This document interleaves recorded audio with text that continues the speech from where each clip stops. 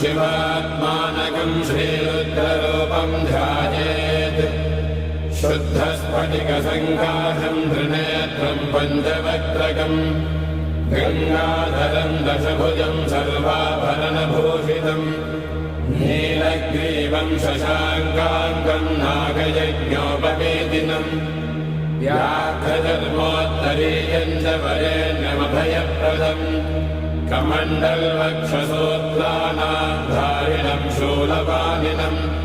ज्वलन्तम् पिङ्गलजटाशिखामद्योतधारिणम्